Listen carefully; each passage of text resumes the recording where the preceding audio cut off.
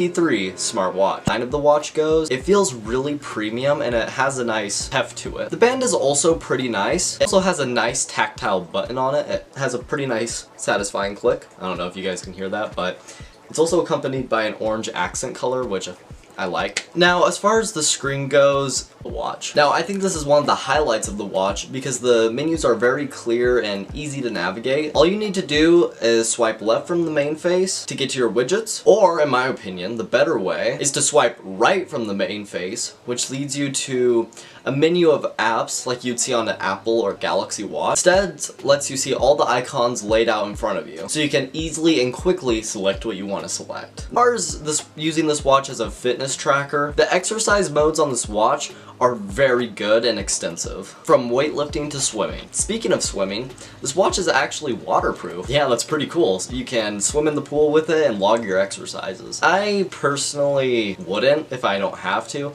because one thing you'll find is when you're using the watch underwater, the display doesn't quite work correctly. You have to wear it out in the rain or someone pushes you in the pool.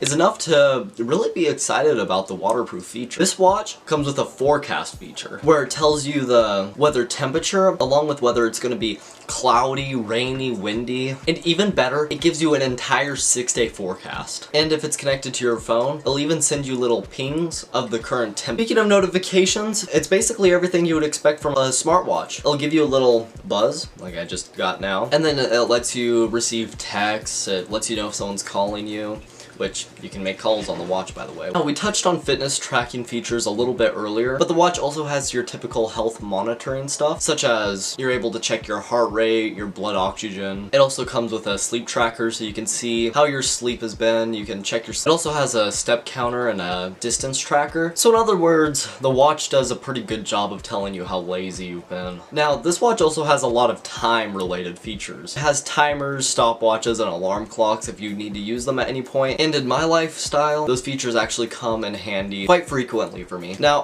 for example, say you need a 5-minute timer, you can do that. You can do that just fine.